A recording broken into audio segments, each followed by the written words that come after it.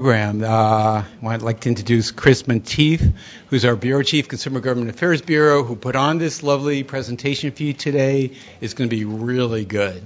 So with lack of further ado, here's Chris.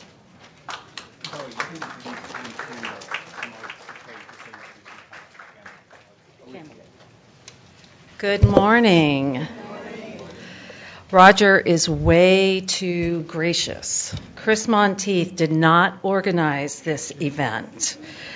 Chris Monteith's superb, outstanding, excellent staff organized this event. And you will see many of them around here this morning wearing white shirts. And please, by all means, ask for assistance if you need it. This is an opportunity to really get in, learn a lot, have a good day, have fun. We hope you really enjoy it. And we're so glad that you could join us. Each year we embrace the annual themes developed by the U.S. Department of Health and Human Services Administration on Aging to celebrate Older Americans Month, which officially starts in May, less than a week from now. This year's theme, Unleash the Power of Age, could not be more appropriate. The world of communications, as we know, is evolving so rapidly and affects every one of us more and more each day. Increasingly, knowledge of computers and access to the internet informs and empowers us and allows us to stay connected to loved ones and care providers. It can help us conduct daily business transactions, apply for jobs and benefits, communicate during emergencies, and engage in civic responsibilities. Research has shown that although the gap is narrowing, many older Americans still lag behind the rest of the nation in using computers and other devices to stay connected.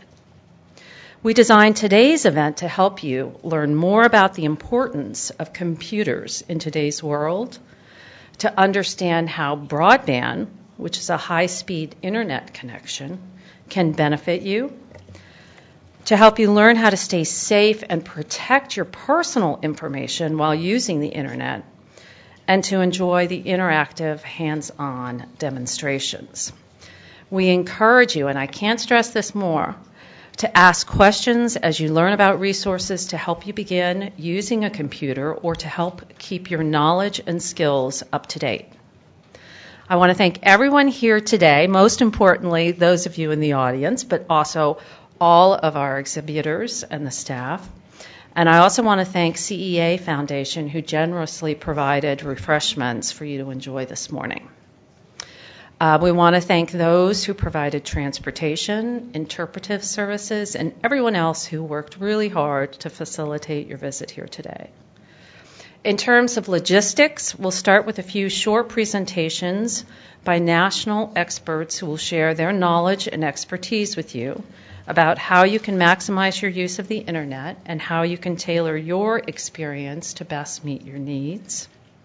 After a brief question and answer session, we'll take a short break, during which you'll be able to visit the interactive displays and exhibits of electronic devices, including cell phones, tablets, iPads, desktops, e-readers, and user-friendly computer programs.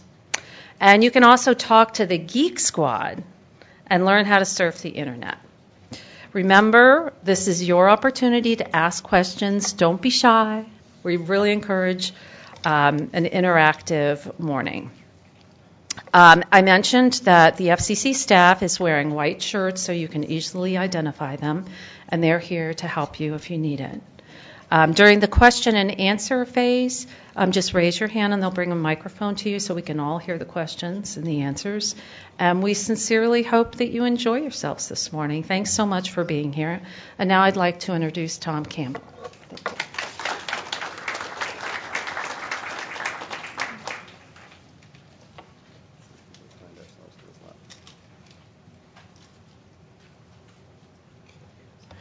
I'm not seeing the presentation on the laptop.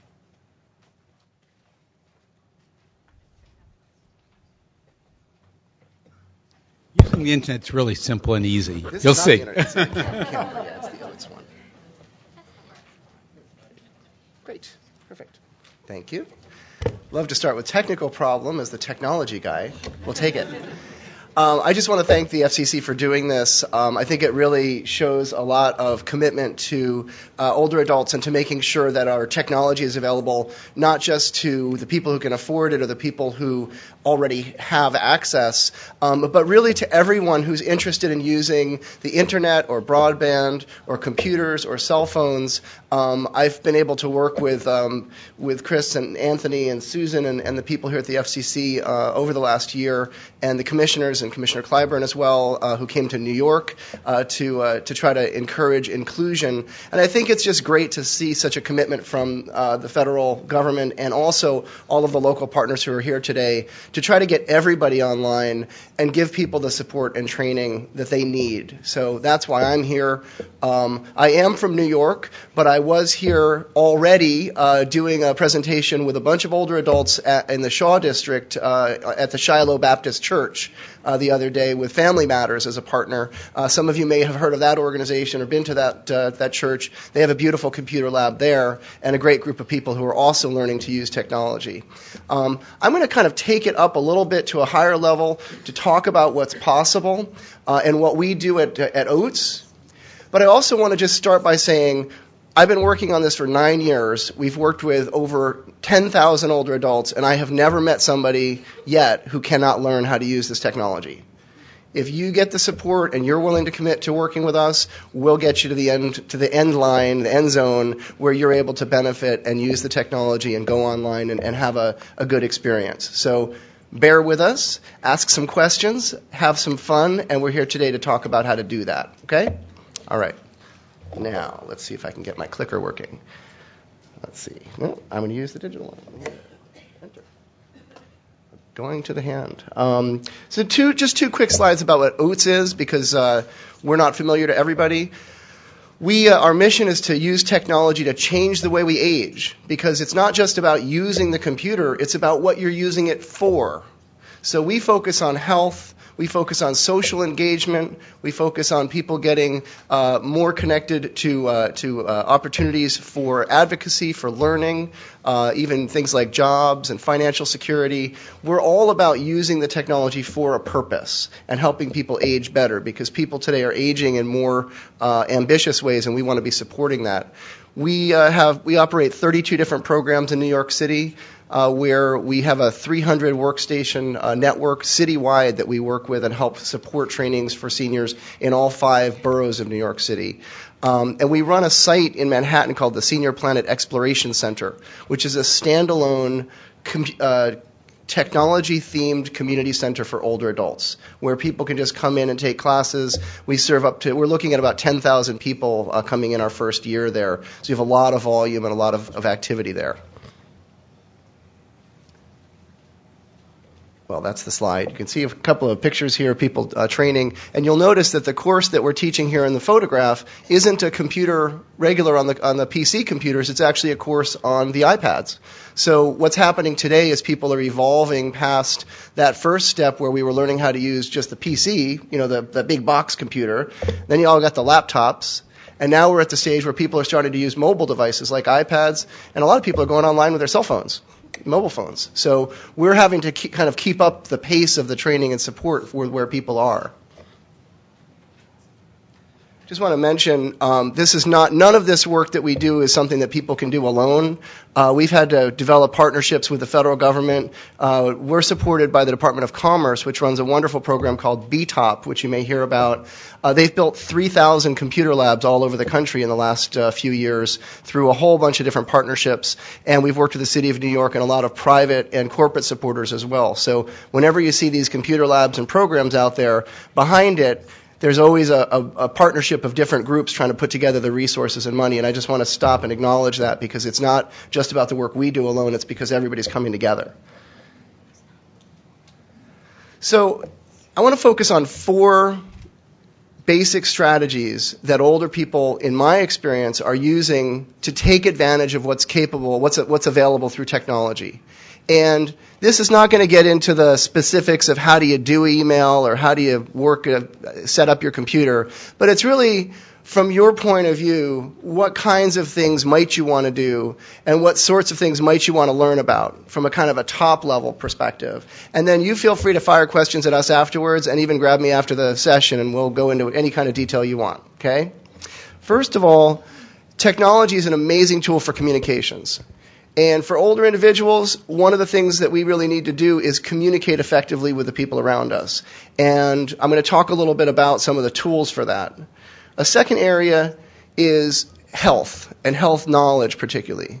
It used to be that health, to be healthy, you went to the doctor and it was an apple a day, right? And it's got a little bit more complicated than that. And now it's a lot more about how do you set up the different appointments and manage all the medications and all the things that we're doing. The computer and technology can help us do that. And so that's a key area. A third area is our social connections and the networks that we're part of. So many older adults, as we get older, our social context starts to change. People move. People pass away. People retire from their jobs. And we have to rebuild those social networks constantly. That's actually part of the job of both older adults and the people who work with them to keep people socially engaged. It's easier when you're 25. It takes more work when you're 75. The technology is a great resource for this, and I'll talk about some resources that you can learn about. And then finally, a lot of people ask me about shopping online. And that can be an area where people are nervous about the risks, but people can also understand some of the benefits and the opportunities that brings. So I'm going to talk a little bit about what's going on in the world of e-commerce today. They call that e-commerce because it's electronic and you can buy things right on the internet, which I do all the time, and most people who use the internet are shopping online. So I'll talk about what's available and what some of the risks and issues are to that. Okay. Now to the specifics. How many of the people in the room who are over the age of 60, how many of you have heard of email? Let's get some hands.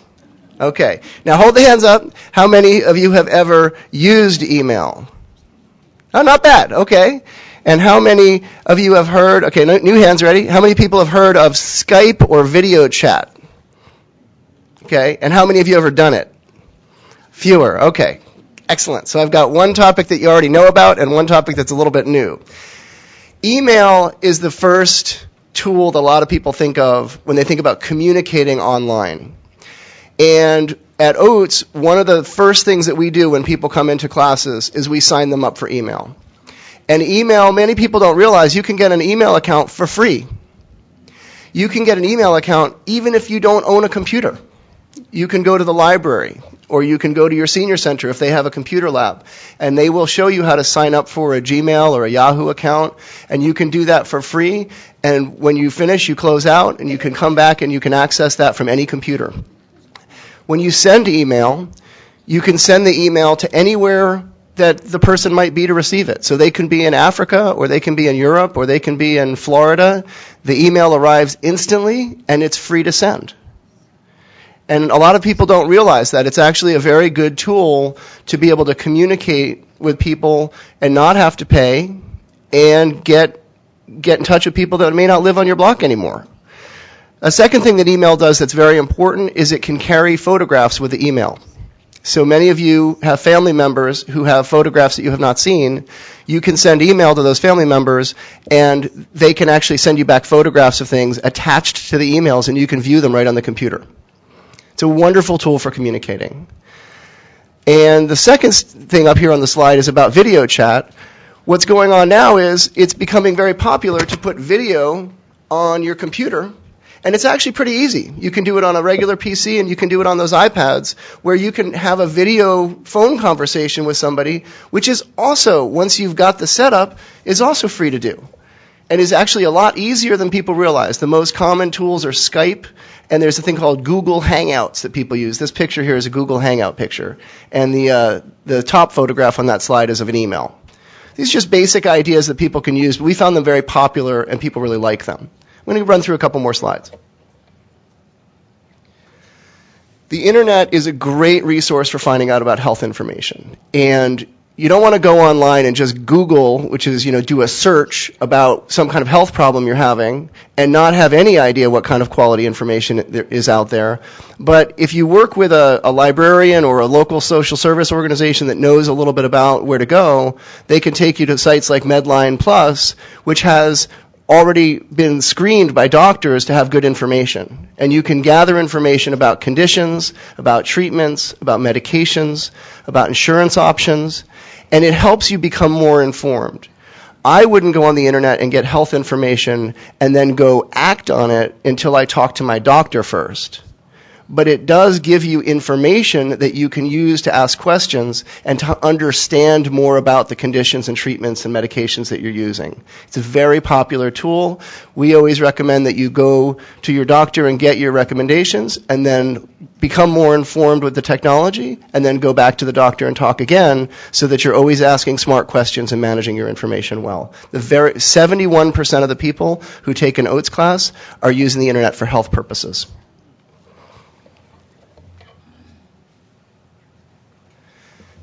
Okay, let's do the hands again. How many people have heard of Facebook? A lot. How many people use Facebook? Fewer. Okay. Facebook is not for young people anymore. It is the fastest growing demographic on Facebook is seniors. It is the area where for seniors who are going online, about half of older adults now are on the internet. And of those folks, almost 20% now are on Facebook. And they're using it, and they are growing, and they're having fun with it. What Facebook is it's not quite like email. It's more like a big bulletin board where you post up stuff that's going on every day. So if you've, had a good party with the family and you want other people to see, the pictures or find out what happened, you'd post that up on Facebook.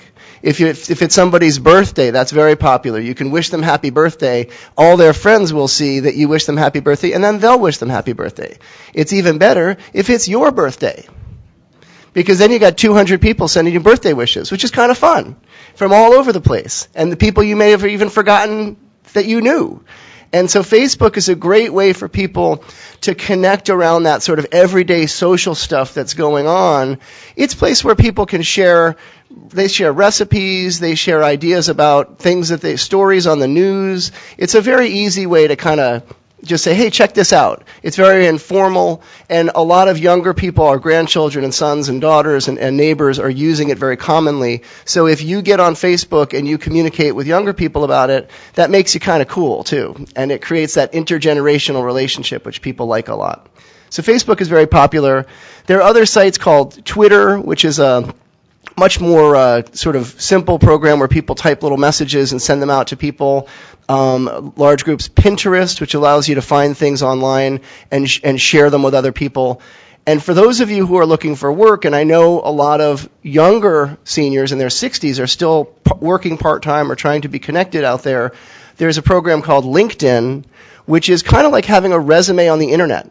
And you can create that and share it with potential employers. It's a good way to help get your information out so that you might be able to get a job or share your skills and experience with employers. That's a very popular site. Online shopping is a great topic for people. In the last 2 weeks, I have bought online a stove for my house and a suitcase. And when I came down to D.C., my suitcase broke, and I actually went online. I ordered another suitcase. I had it shipped to the hotel, and now I have a new suitcase. And I checked out, the local price for a similar suitcase was $100 more than what I paid online. And so I felt like I saved some money. Now, I don't have to buy it online, but it's nice to have the option. The stove I bought saved me $200 because I bought it online. Again, I don't have to buy it online, but it's good to have the option. So for an older person who's not online and might want to learn about shopping there, you can learn how to do that and save some money. Again, you've got to be safe and secure. You have to keep an eye on things like, are people giving you, if you use your credit card to shop online, is it a secure site? If you haven't done it before, do it with an experienced person who you trust. And you can learn how to do that. But you can save money. There are a lot of bricks and mortar sites like Macy's and places like that have sites online. And then there are sites that are only on the internet like Amazon that are just internet stores that you can buy things, everything from, kitchenware to sheets or whatever you need. So it's kind of a wonderful opportunity for people. You can learn about the different sites. You can learn how to shop securely. I wouldn't do it the first time just by yourself, but there are a lot of opportunities out there, and more seniors are shopping online. Last slide. So general words of wisdom for people, and again, we can get more specific with questions. But first of all, I recommend if you haven't adopted technology that you go out and make friends with some form of it, whether it's a smartphone or an iPad or a computer. I recommend you go slowly and take your time to learn, and learn with training and support. For older people, we really do need those classes and those longer-term support relationships to get it. I recommend that you learn to do it safely, and Deborah's going to talk about that. So she's going to give a presentation about security and safety online. Pay attention to that. It's very important. And then keep it relevant to yourself. Don't learn stuff just because people think you should learn it. Learn it because you want it. You want to learn how to travel? Do that. Focus on your needs. And then finally, just have some fun with it. It is fun. It can be a really great opportunity for people, and I encourage you to try it out. That's it.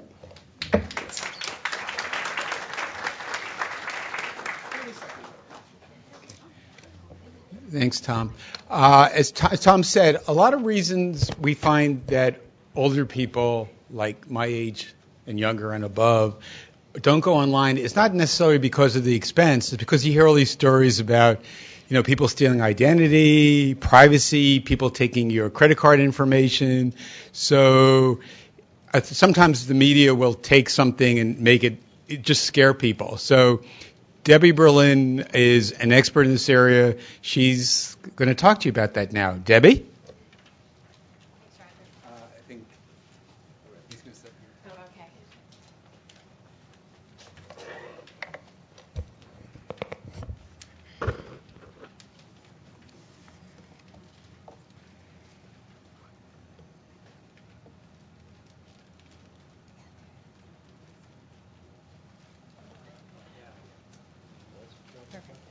You said this wasn't working?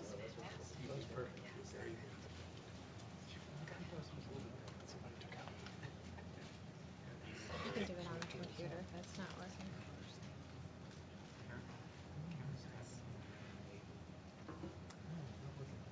So where are the controls on here? Hit the space bar. Okay, that's not a problem. Okay, good morning. It's a pleasure to be here with you this morning, and I thank you all for coming out and joining us here. And thank you so much to the FCC and the staff that's put this workshop together. My name is Deborah Berlin, and I am Director of Project GOAL, G-O-A-L, the project to get older adults online. So as Roger said, I am here today to talk about how to get online safely and to make sure that you are secure and you're private online. So I thank Tom for talking about the exciting world of being online. And I want to start off by just taking a look at some of the things that you can do online. Yeah, Tom has talked a little bit about that, but I want to look at this list once again, because getting online is a great and exciting world, and it offers great benefits for all of you. So just take a look at this.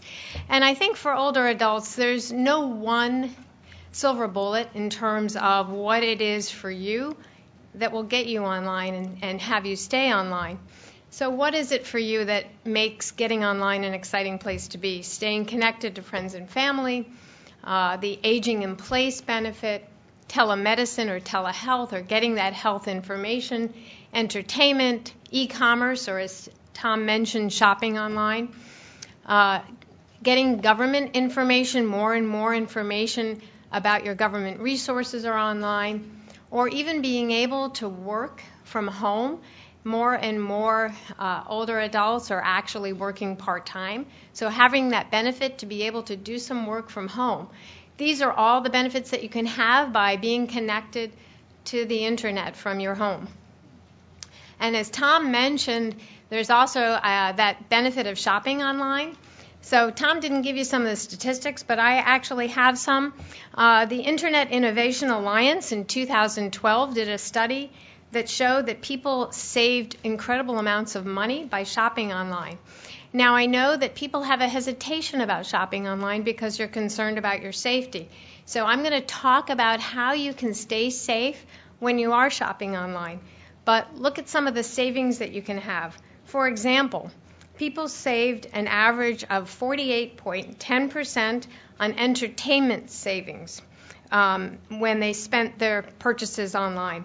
20% on travel, 60.2% on apparel, and 33.3% on non-prescription drugs. So you can save money when you're shopping online. So I wanted to include that in my presentation. So why aren't you online?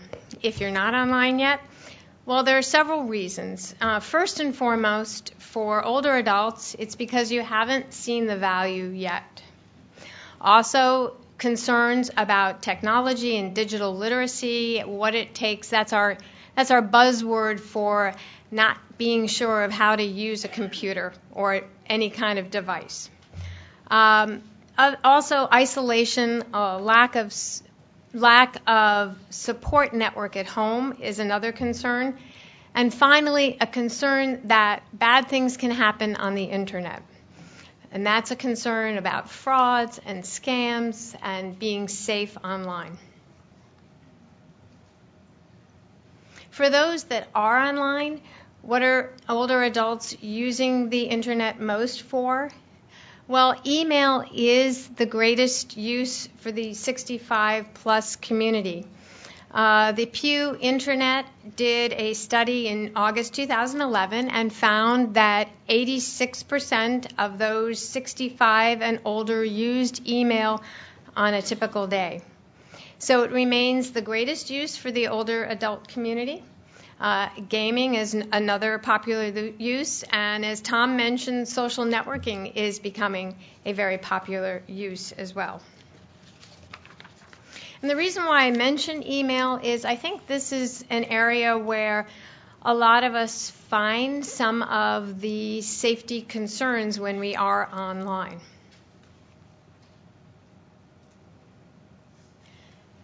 So what are some of the major concerns that you think about or you might hear about? Well, has anyone ever heard of phishing? Okay, not too many, and it's not the kind of fishing where you put the pole out over the lake on a nice day. So phishing are the kind of emails that you might get where someone who's not having your best interest in mind sends you an email where they're trying to actually get personal information from you, like financial information, a bank account number, a social security number, or any other personal identifying information. They're trying to fish that out of you through an email so that they can then extract probably money from you. And this is done through an email, and I'm going to talk about that a little bit more. Other safety concerns are fraud and scams, identity theft, getting a computer virus, something that's going to go through your computer and cause you to lose information on your computer, having your email get hacked or your email get compromised in some way. And then there's also concern about who you might meet online. A number of older adults are involved in online dating, and there's a lot of concern is, am I going to meet someone who's for real online?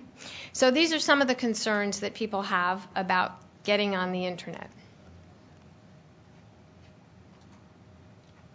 So what are the three actual elements of being safe online? Well, first there's the protecting yourself, keeping yourself safe. So what are the safety and privacy measures for keeping me safe? And then there's the protecting your hardware of your computer. And then there's that protecting the network, the actual computer network that you are a part of. You're part of a larger ecosystem.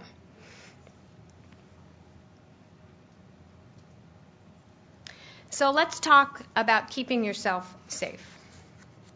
First, one of the most important elements of keeping yourself safe is selecting a strong password.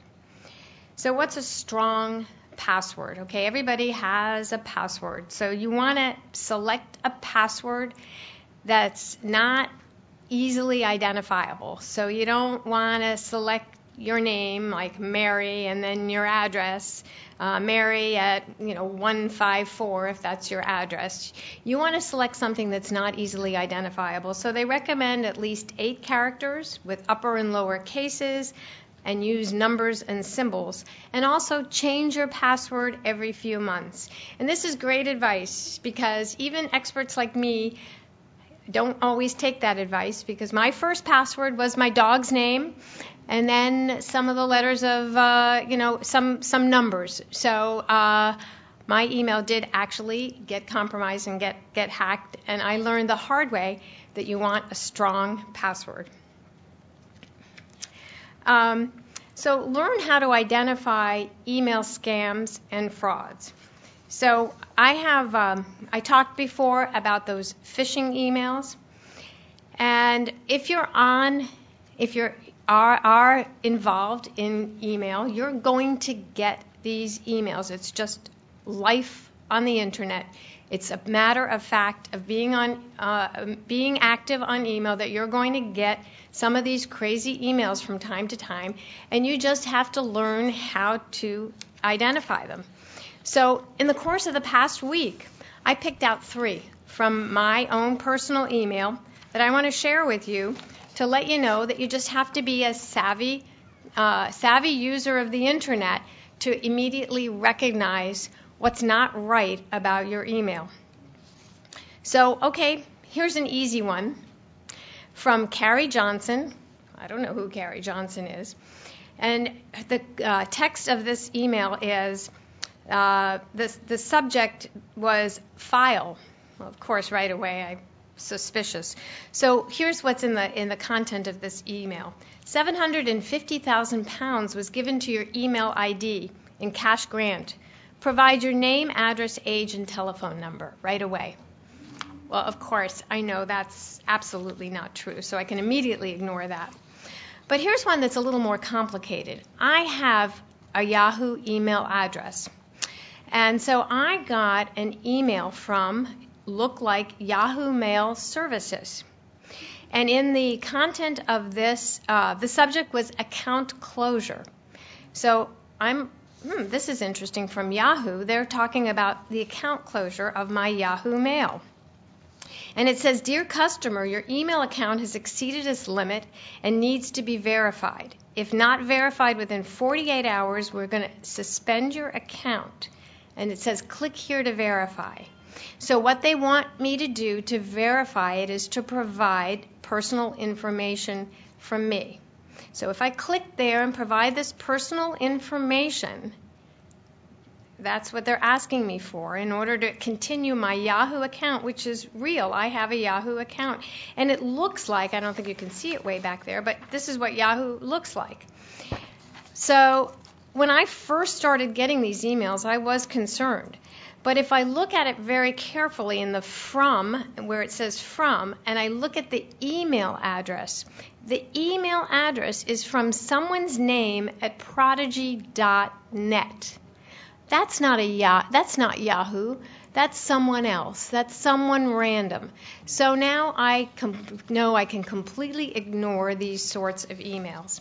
So these are the sorts of things that you have to learn to do as a savvy internet user. And we'll take questions in a little while. But the best advice is never, ever provide financial information. Your bank account number, your social security number, your driver's license number, your credit card number to an unsolicited email, or in the text of any email, because the text of any email is not protected. on the internet.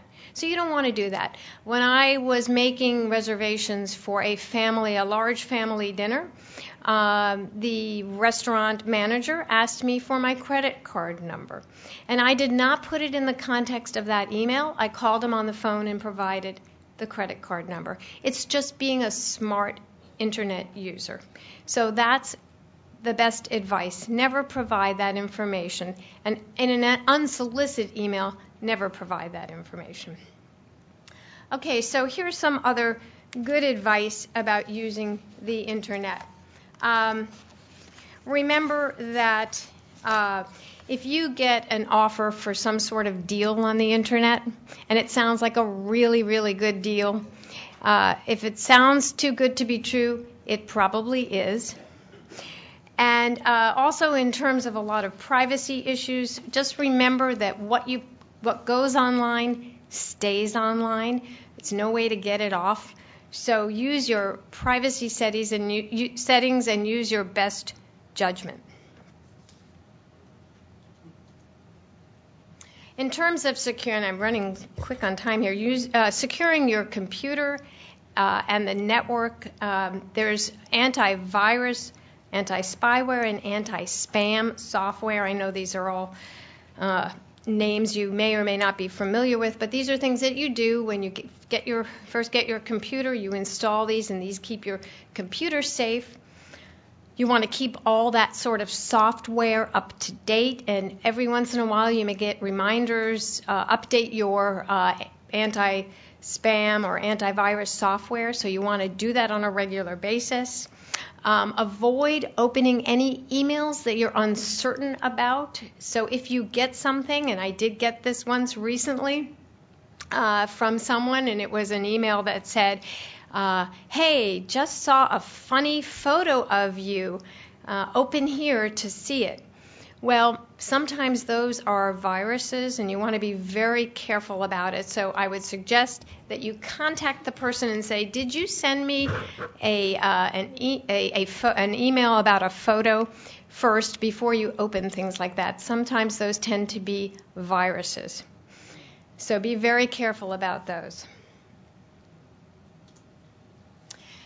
Where to get more tips and tools. There are lots of information that's out there. The FCC, the FTC, government sources have great information about how to stay safe online. I know these are all on the web, so that's difficult. However, in your packets is a brochure from my organization, and I would recommend that you can get some hard information. So if you're not online, you can look at my brochure, which includes some of the information I have provided you today.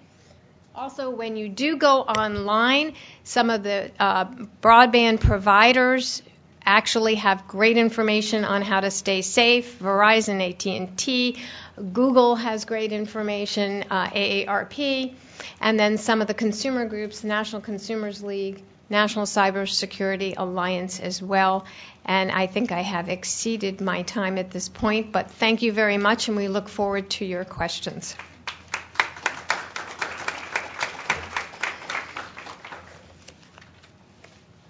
Thank you, Debbie. We're going to have time for a few questions now, and then we're going to have one of our commissioners speak to you, and then maybe we'll have some more questions.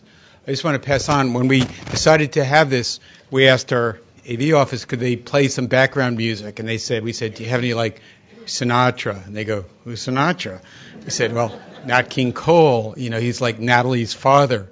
Natalie? Ella Fitzgerald, they kind of heard, and they said, Etta James. They go, how about big band? So anyway, therefore, there's no background music. I apologize. So we have people with microphones, with hand mics. Raise your hand. I see we have a question here. Debbie and Tom, you want to come up here? Thank you. Yes, good morning, and thank you first and foremost for this wonderful seminar. Two questions. One is, I heard the young lady mentioning that there are certain emails that you simply want to ignore. And my question is, should we ignore them or should we delete them? Because I've always felt strongly that when I see something suspicious, I don't want it on my system. And is it sufficient to delete it, or do you need to go to your trash can and remove it? How far do we need to go to feel safe? That's question one. And question two is, with regard to the antivirus, anti-spam, and the spyware, how frequently do we need to update those services? Thank you.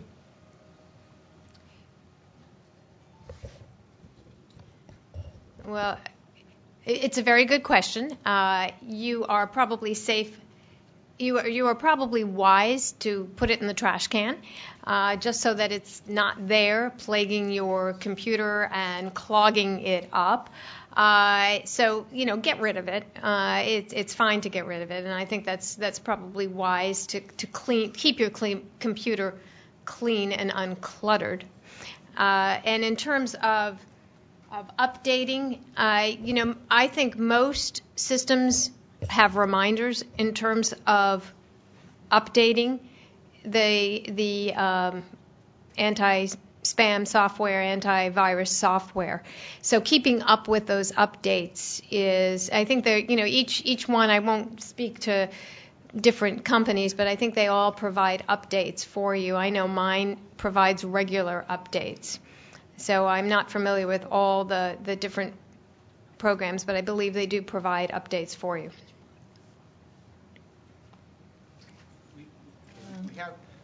We're actually, I don't know if you all know this, but we're webcasting this so people can watch this session on their computers. And we have a question that came in through the computer. Obviously, this person must have some access. And they said, when we talked about all the savings that you get, where do we get those sources? Or do we just make them up, or what? Yeah. The percentage of savings that I mentioned about online shopping is available through the Internet Innovation Alliance, IIA, and I can provide the link to that source, but that's the organization that provided the information on percentages of savings. Every year they do the top 10 online commerce savings. So that was from 2012. I imagine that they'll do it at the end of 2013 as well. So it's the Internet Innovation Alliance, IIA. I can give you the website in just a second. Okay. We're going to get back to be asking questions. I know you all have a lot, and we want to make sure we answer everybody's. But now I'd like to introduce, for those who aren't familiar with, the FCC is run by a chairman and 4 commissioners, and we are fortunate to have Commissioner Mignon Clyburn, who has made it a goal of hers to really speak to the community, speak to seniors, speak to people who aren't online, try to talk to them about digital literacy, and all in all, she's just like a wonderful person. Mignon Clyburn, Commissioner. Good morning, everyone. And thank you, Roger and Chris, for allowing me to join our special guests for the FCC's first Digital Literacy Day for seniors. I often mention how grateful I am to my parents, grandparents, and mentors. But in thinking about my remarks today, it occurred to me just how wide my gratitude should extend. Without the efforts and contributions of people like you, many of the rights, privileges, and technological advances that we now enjoy, and sometimes even take for granted, would not be possible. So I thank you for your contribution, because without you, I would not be standing here today, and I recognize that. Your work collectively helped pave the way for the Americans with Disabilities Act and the Universal Service Access provisions of the 1996 Telecommunications Act. All of those made it possible for the development of the Internet, wireless phones, smartphones, iPads, and other devices that we enjoy, and are increasingly made more available to those with disabilities. I am grateful that the FCC, because of these efforts, is more poised than ever before to continue the great legacy in which many of you allowed. So from the time I started at the commission almost 4 years ago, I really can't believe it, I recognized two challenges that we had to overcome in order to realize greater use of broadband and other advanced technologies for all American citizens. First, we realized that we must develop policies that promote greater deployment of advanced services to all parts of this nation. But we also recognize in order for the National Broadband Plan that we developed in 2010 to become a real success, we must be able to have policies or initiatives in place to encourage communities who in the past may have been somewhat reluctant to adopt broadband at home to do so going forward. Your generation is so key in all of this, and we know that we must be especially sure that all of you, regardless of age or other challenges like I have, like getting here on time this morning, but we won't talk about that, are able to fully embrace all of these incredible technologies and devices that we have at hand.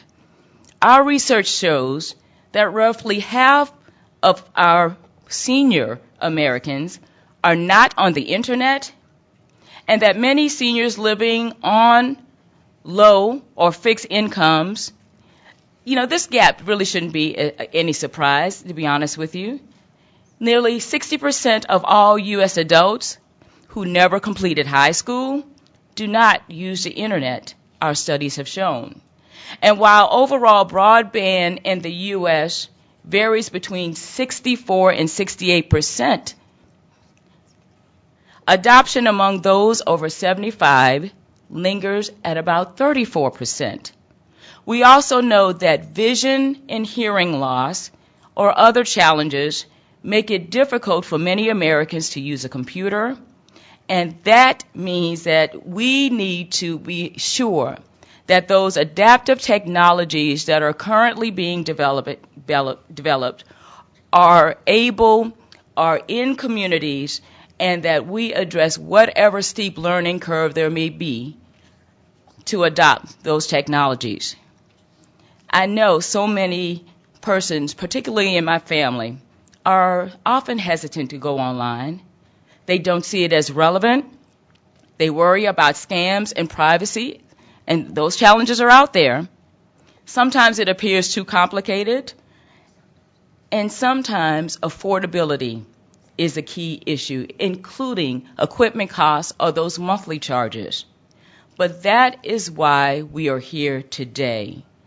The goals of the day's programs is in part to respond to these challenges and other concerns you may have, and to address them head on in order to bridge the gaps. Being on the internet is like opening your eyes to a whole new world. And for more Americans 65 and older, they are being exposed to benefits like we could not have imagined in the past. This trend has gained considerable momentum in the past 2 or 3 years, especially as more seniors use wireless devices such as cell phones and tablets. All of those are bridging these divides, but there are too many not engaged. And research has shown that great benefits from a tailored learning approach to help to deal with any anxiety that might exist is beneficial. So very soon, all of us, regardless of age, regardless of abilities, will be able to gain more confidence, master some of the most basic and complex skills, adapt to telemedicine, which is doing incredible things across this nation, and access to other resources in a more efficient manner. You will not have to leave your home to connect and to take advantage of some of the most incredible services that in the past you would have had to leave your homes, sometimes at great risk to do. So I trust you will enjoy this interactive program, but I trust that you will take advantage of the resources that you have. There are many persons like Debbie Berlin who are active and who are dedicated to ensuring that the technologies in which we have oversight at the FCC are available and accessible for all. So thank you again for being here today. And I assure you that this commissioner and my 4 colleagues are listening and want to do more to answer and bridge whatever divides or whatever challenges you may have so that you too can take advantage of all the technological evolution of today has to offer. Thank you very much and have a good exchange.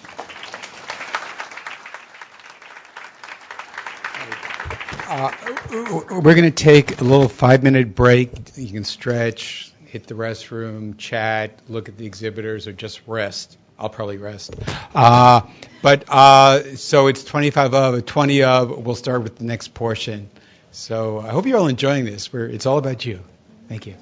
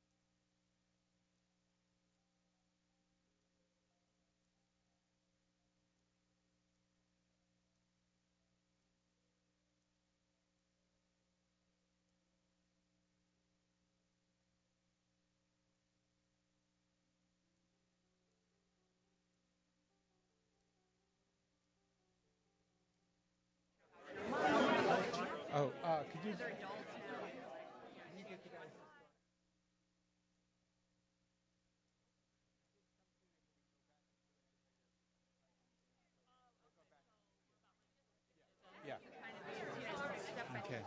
All right. Can everybody slowly get back to their seats? Thank you. Thank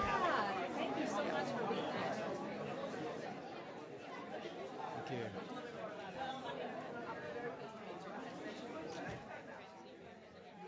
Okay. Hey. All right.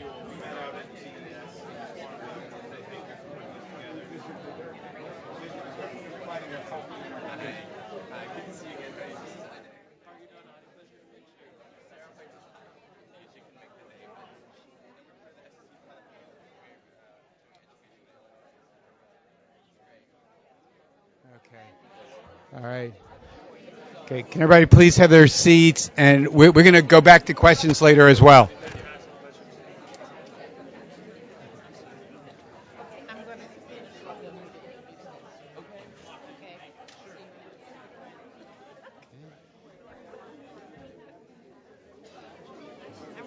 Okay. All right. You know, I was looking for you.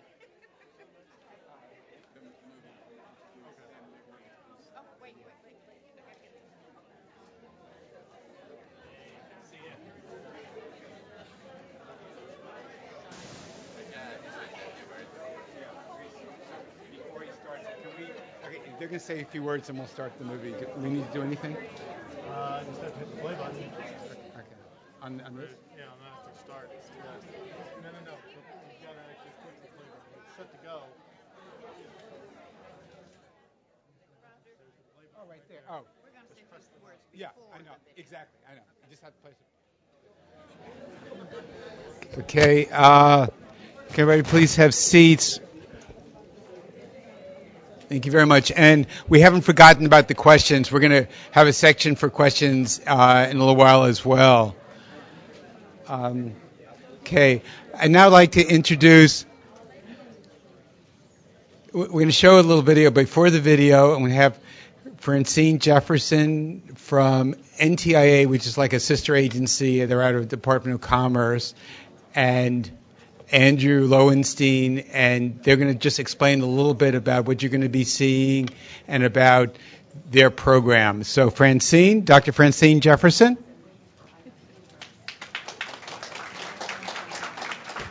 Good morning, everyone. Yes, well, I'm just going to take a few moments here.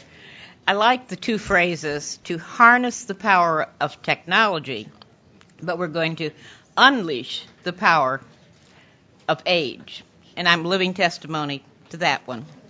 I've been a card-carrying Gray Panther for a little while now, and I'm still out there in the workforce. But I have to say that the reason I am and am able to be working at, and I'll just say at 70, is because I've been able to take advantage of the technology of today. It has allowed me to continue to be productive, to be active, and I'm not ready to go home and stay home. So this allows me to do just that. I do telework. I work from home 2 to 3 days a week, and it's because of the technology that I can do that.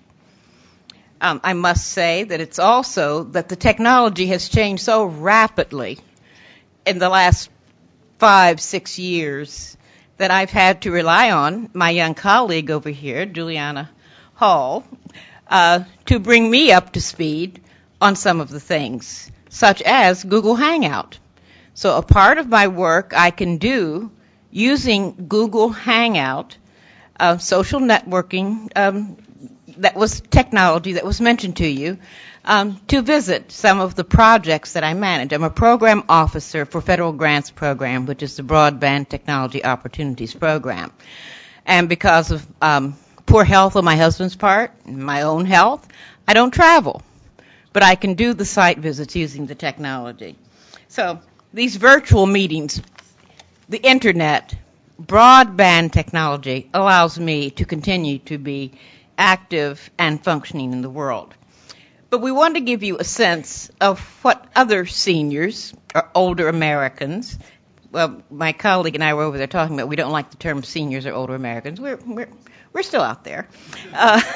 But what some of them are doing. So one of the projects that has been funded by Broadband Technology Opportunities concentrated a great deal on several thousand of seniors in 23 or more housing projects in Chicago, senior housing units, and in the communities that surround them.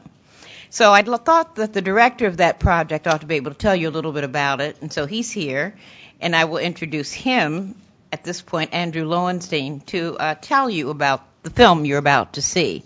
But if I may just take one more second and introduce my colleague, Gwen Weaver, who's a fellow program officer, sitting over there. And the two of us have dedicated ourselves in part to outreach to seniors and getting seniors online with broadband. Andrew, please. Thank you. Thank you, Francine. My name is Andrew. I work for Connected Living. We're a company based out of Massachusetts, but we're active throughout the country, and we're dedicated to getting everybody online. Everybody. And we're very grateful to have been able to work with Francine and her organization in Illinois and other states. And now we're helping the FCC doing some training in their broadband pilot in Illinois. One of the things I wanted to say to those of you who didn't raise their hand because they're not using the internet is how you can do it. It really is possible. And we put together a video of some of our students in Illinois in our government BTOP funded program and also at the Atlanta Housing Authority who speak about their experience. There are many, many more voices online that you can see in videos telling you that, yes, you too can do it and that it's possible. But here's a very brief sample. Thank you.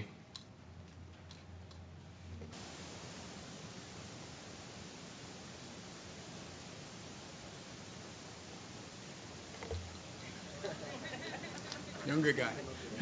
Although we may be seniors, we are not old. We are definitely ready for anything that will keep us living long, keep us smarter, keep us active, and keep us enjoying life and having fun. And I'm just glad that I have the exposure of the computers to be able to advance my skills, my knowledge, and my ability to learn. I'm going to update my resume on here, and I'm going to look for me another part-time job. I would say that it's brought the generation together because we see each other more often. I can look at Facebook and I can see my grandkids, whereas I just can talk to them before, but now I can actually see them. I had a stroke in 1997, and some of the games that are there have absolutely improved my brain capabilities beyond my wildest expectations. My aphasia has lessened. My ability to remember things is much better. They can find out what's going on in the world. They can communicate with friends, relatives, family.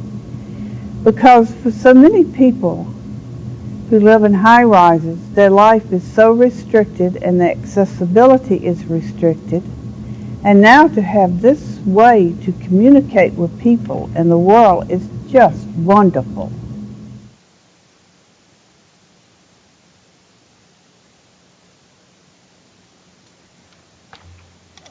Before these people did the video, they had no idea what the internet was all about, and happy, satisfied people, just like all of you are going to be.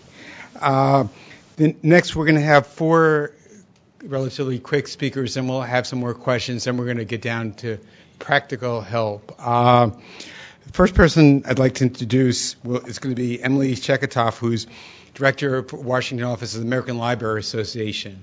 Emily has a wealth of information. Well, actually, the libraries have a lot of information, and she'll tell you about it. Emily? Thank you all, and good morning. As you all know, libraries are an important source of access to computers and digital literacy training. Public libraries offer seniors access to materials, technology, and most important, the instruction to use them. Every library comes with that most important tool, a librarian. And librarians are there to help you answer your questions and show you how to use the technologies as they're evolving, whether it be a laptop, a desktop, one of the new devices you get for your birthday, something that your grandchildren are sending you. And they're happy to talk to you about these new things that the grandkids are telling you about, whether it's Twitter or Pinterest or whatever it is. We are here to help you, because when you learn how to use a computer, create that email account, learn how to use the internet safely, you'll learn how to get a second opinion on a medical issue. You'll be able to better understand your health problems and how to address them. You'll be able to communicate with faraway family, whether it be on voiceover, whether it be on email or Skype or any other way. And as everybody has said, you're able to view photos, speak with your grandchildren, order products online, or read your hometown newspaper. Here in Washington, a lot of us come from other places, and it's a great way to keep in touch, whether your hometown is 2 states away or on the other side of the ocean. And also, very important, you can learn how to monitor your 401k. And all these things are free. If you've heard from a friend about getting pictures of their grandkids on Facebook, the library has classes that can help you start.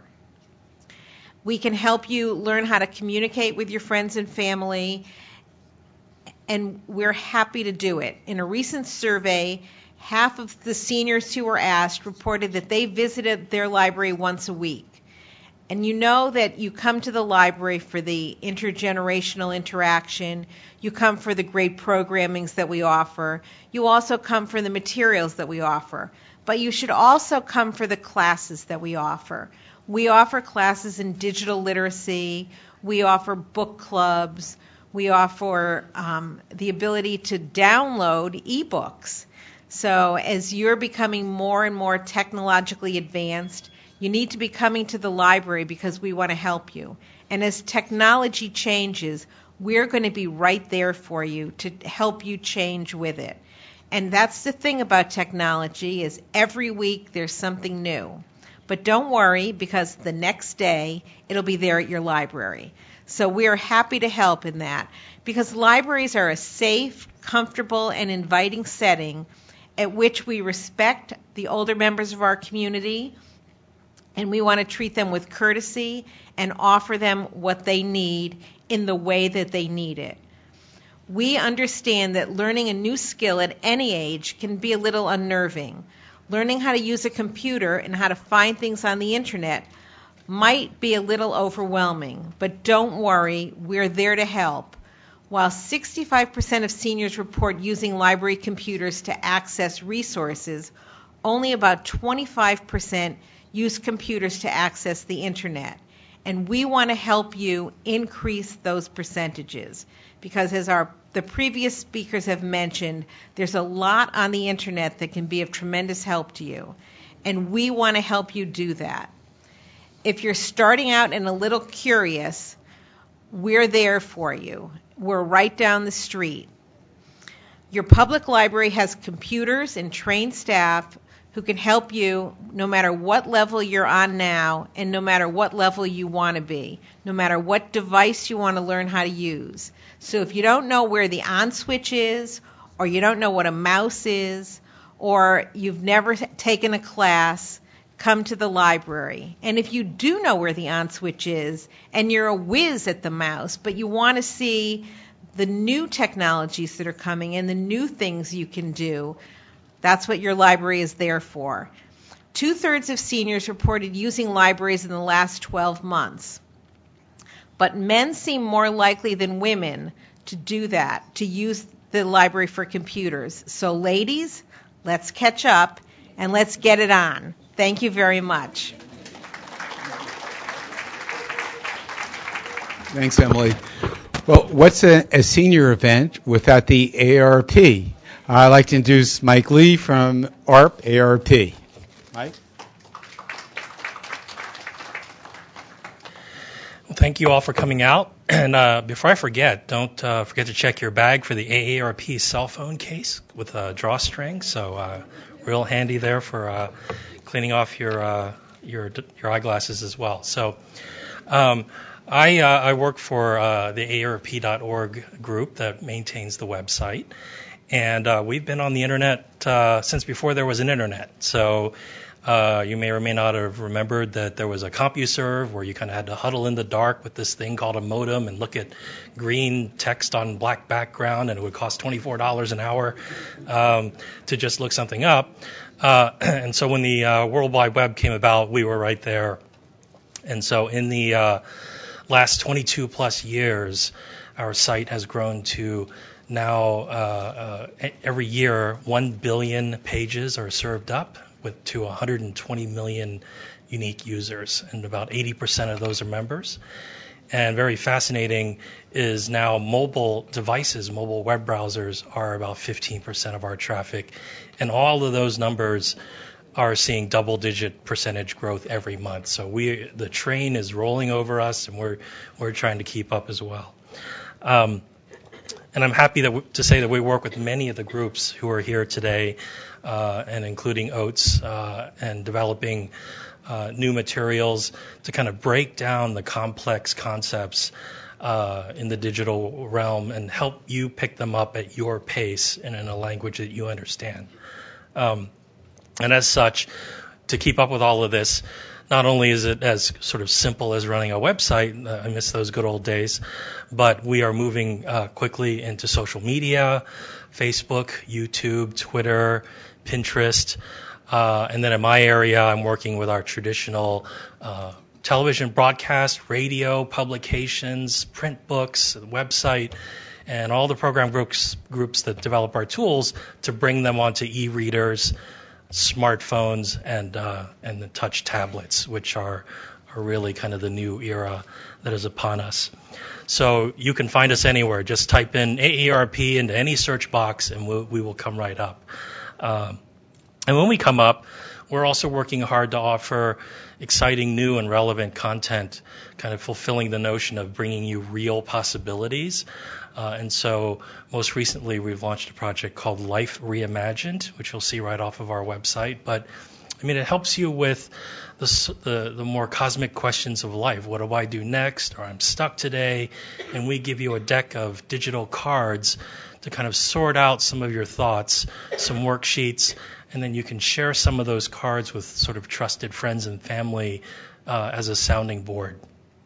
And then we've revamped our Caregiving Resource Center. So that's one of the classic resources we've always had on our site, where you can come and see videos, get tip sheets, but also locate facilities near you of all kinds that support different caregiving needs. And then we link to partner sites like Many Strong, which actually can help you build your personal support system for caregiving needs.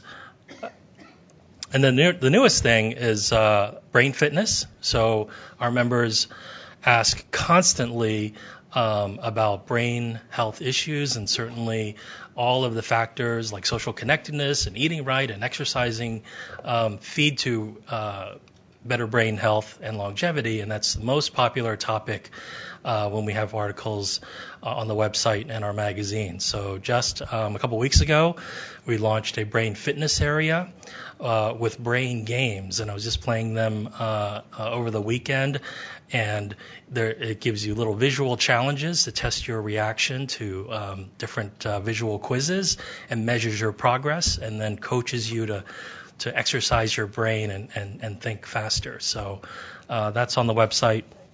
And long time in coming, we have AARP dating. So now don't let your mind run wild. It's an AARP site that first sort of cuts you through the clutter of all the confusing services that are out there, but focuses on companionship and meeting with people, potentially in your area, to go do events together, whether it's walking or having fun or taking in a show.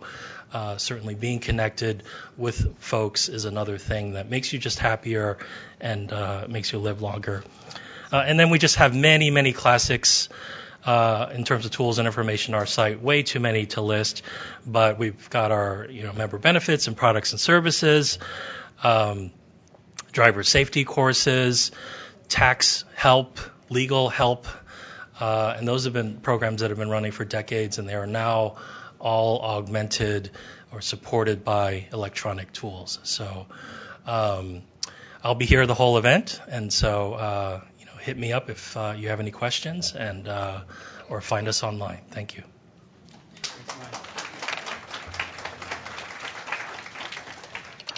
Now we have, by the way, for those of you who have been curious about this is going to be a section later on where if you want hands-on help by Best Buy's Geek Squad, and we have somebody from the Geek Squad to talk to you, Ray McDowell.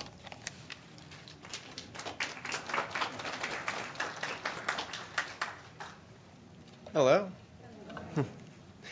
My name is Ray McGuff. I'm an agent with the Best Buy Geek Squad. I've been working with Geek Squad for over 9 years and have extensive PC and home theater knowledge. While I worked with Best Buy's computer sales and repair departments initially, I was lucky enough to start working with Geek Squad shortly after we acquired Best Buy in 2002. Prior to that, Geek Squad was a much smaller operation. In 1994, Inspector Robert Stevens founded Geek Squad with $200, a bicycle, and a dream. Geek Squad spent 2 years getting their feet wet, and then in 2004, a mere 10 years after it was founded, Geek Squad was able to expand nationally to serve customers nationwide with a unified, fully owned task force. You're probably familiar with Geek Squad. You've probably seen our recognizable Geekmobiles on the road. You've probably seen our agents in the store. We're the first national 24-hour task force dedicated to solving the world's technology challenges. I'm one of over 20,000 agents across the country. Geek Squad agents are readily identifiable by our badges, black pants, white shirts, breakaway ties, signature Geekmobiles, and our enthusiasm about helping connect people with their technology. With even refrigerators coming internet ready, it's apparent technology has become more integrated with every aspect of our lives, and Geek Squad is here to help. We offer technical assistance in all your gadgets, whether you're looking for help with your home computer, tablet, getting tips on how to set up your mobile phone, or installing a new appliance or electronic device in your home. We are ready and willing to help. Regardless of the make, model, manufacturer, whether you bought it from us or someone else, Geek Squad is able to help. We are not bound by brand. We also back our services with an unconditional guarantee. If you're not completely satisfied with our service, Geek Squad will remedy the problem fast and free of charge. Should you need us, you can get help from us 24/7 by visiting us online at geeksquad.com or by phone at 1-800-GEEK-SQUAD. Or you can always see us in person at one of your local Best Buy stores. We want to do more than just set up your new technology and go. We want to be sure it's something you can use and enjoy. We want to connect not just you, but your product and as well as you to your product, helping you to understand and be comfortable with your device. During our breakout session, we'll go through some tips and tricks on how to use the most commonly used internet resources, including Google, Facebook, webmail, health sites, gaming, and travel sites. More importantly, we'll leave plenty of time to give you the opportunity to ask us any tech questions you may have so we can help.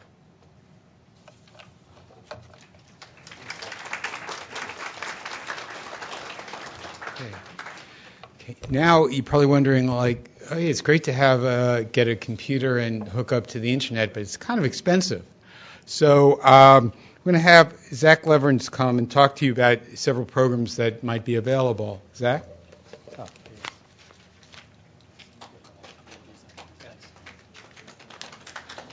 Good morning. I'm going to try to do two things at once. I'm going to talk a little bit about who we are and use technology to kind of give you a demo of what we offer and how you can take advantage of those resources. So I wonder if it's possible for me to move up the laptop.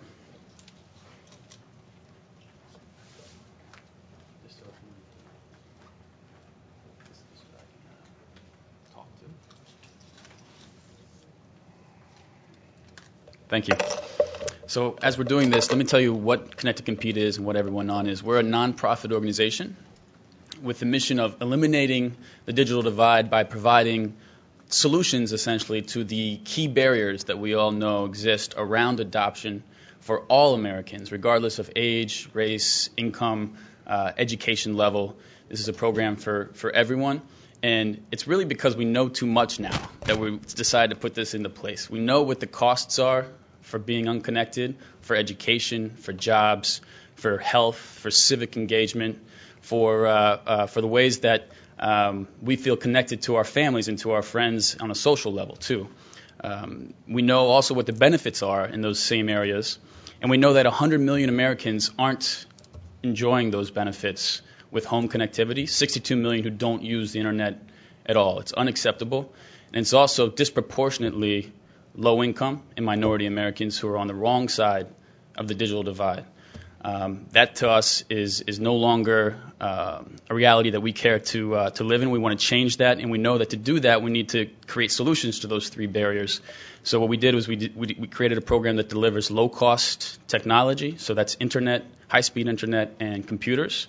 It provides free digital literacy training across the country, and it provides the relevance, the personal value through a media campaign with the Ad Council that kind of shows people, look, this is not for the sake of learning how to use the internet and the computers. It's not for the sake of the skills themselves. It's to do something better. So our key message is do something better online, and it's there for you. So let's just take a quick look at our site. This 3-year Ad Council campaign is radio, TV, and print. And the key call to action is to go to this website or to call an 1-800 number, which is 1-855-EVERYONE-ON, or to text CONNECT to 30364. This site, it's a little slow loading here. But essentially, this site has a few different resources for you. The first and foremost is a locator tool for free digital literacy training in your area. So I'm just going to do a demo here, enter my zip code here in Washington, D.C., to see what is available. By the way, we're partnered with some of the best digital literacy training trainers and practitioners across the country. That's first and foremost the libraries who are here today. These guys have been doing this for a very long time, and they're experts. And I can't underscore enough what the representative from the ALA said earlier about how these are resources that are real and best in class, and they're available to you in your neighborhoods now. There's also job centers and nonprofit organizations and public computer centers that are available to you that are on this tool. So I'm just going to go ahead and see what we can pull up here. So as you enter your zip code, you're going to find all the free digital literacy training in your neighborhood. So here I have a few options. I have the One Stop Career Center, 0.1 miles from me. I have the Shaw Neighborhood Library, which is there, and I have the Veterans Assistance Center. So that's one great way, and you can do this across the country, 21,000 in the database, to find free digital literacy training. You can also find from this site a lot of information on how to get started using the internet. We talked today a lot about the risks of being online and how to protect for those. We talked about the opportunities. So with these very simple and easy to use filtering systems, you can pick what you want to do. Let's say we were talking about safety earlier. Let's go to the Is It Safe section. From here, You can kind of choose on another level. Let's say I want to protect myself when I'm online. And from there, there's a few other options. I can do personal information. I can protect my computer. Let's protect my personal information. And when I do that, I'm going to be given a list of best-in-class curated content from across the web, so to speak, that is aggregated and collected here on our site for you in one easy-to-use place. So if I can go to any of these sites here, which are all, by the way, a committee of experts has decided that these are the types of content that we should have on the site. We spent a lot of time over the last 6 months finding the right stuff. So this is an amazing tool. It includes job information, it includes safety, it includes the basic digital literacy stuff that we've talked about today, and much more. So now let's say we want to find those low-cost offers and see if we qualify for those. So Connect to Compete, you can click through here to Connect to Compete, or you can go straight to connecttocompete.org. You're going to come to this homepage. This is where, and this is something that's new, and I think it's important to really take some time to explain it. We have lots of partners across the internet and computer space as well, but what we're doing for the first time is removing a lot of the restriction on who's eligible for these computers and for this internet. And we're saying, this is coming from the practitioners in the field and from the focus groups and from you and the community, saying, listen, we love the digital literacy as part of the curriculum. We love the Ad Council campaign, but you have to find a low-cost offer that's for everybody. And so what we've done now through some great partnerships with Freedom Pop, as well as with many of the cable companies, Cox and Comcast, is we've been able to expand the funnel for eligibility. So let me just do something here. This offer is now for everybody who lives within 14,000 zip codes where the median income is below $35,000. That's everybody, seniors, students, parents, veterans, everyone who's there. We believe that this is, we know that 75% around of the unconnected population is making less than $35,000 a year, so this is the type of open funnel that we want to create. Let's see if I qualify in my zip code. They're going to ask me a quick question. I do not have a child in free and reduced school lunch, so I'm going to say no. No. No. This is to make sure that I don't have the cable offer available because I don't have free and reduced school lunch. But what I do have available is is something through Freedom Pop. So I have a high-speed internet and a low-cost computer available to me based on my zip code. I'm not going to get into the details today on what the offer exactly is, but I really encourage you to check this out. Go enter your zip code. Essentially, it's $9 a month for $9.95 for 12 gigabytes, which is a really good deal. It's about 75% discounts, or 1 gigabyte free every month with no overages, meaning you can never get an extra charge if you come through our channel in this offer. Something we care a lot about. So I'm over my time now, but I just want to make sure that everyone understands that this Connect to Compete and Everyone On movement is for everybody, and we really hope that you'll come join us. We're pre-qualifying our partners, so senior serving organizations also come check out our site. We can pre-qualify your entire membership to receive these offers, regardless of individual level zip code. So it's an exciting new thing that's happening. We're happy to be a part of this event and to help connect America. Thank you.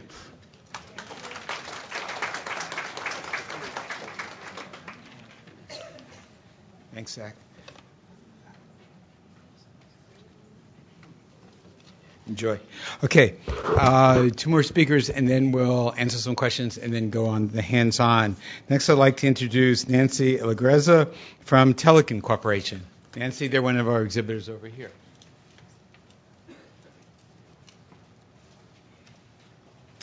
Hello, it's a pleasure to be participating in this event today.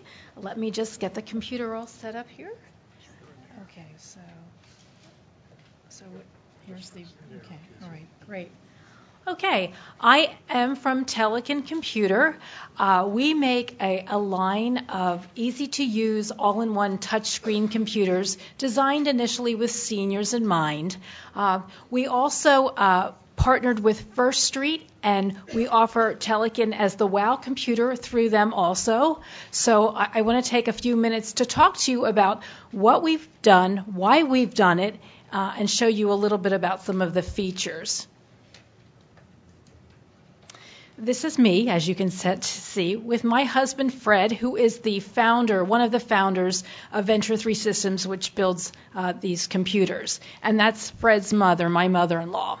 A number of years ago, we wanted to be able to communicate with our parents by using a computer to do things like Skype, which we've heard a lot about this morning, share digital photos, do emails, share calendars, things like that.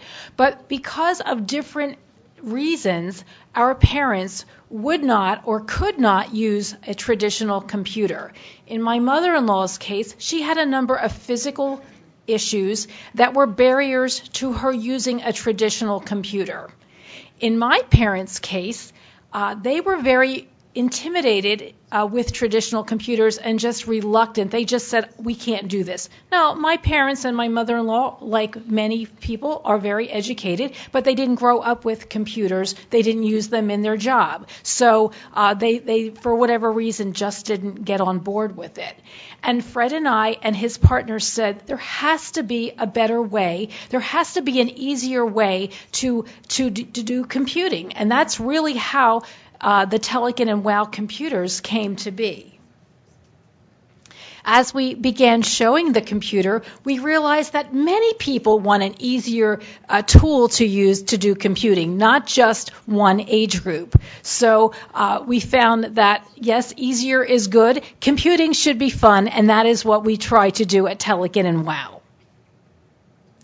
This is just a little company history. We began in 2008, and we gradually ramped up. We do the software development in Philadelphia area, and then we began selling and launching in earnest in 2011 at the Consumer Electronics Show.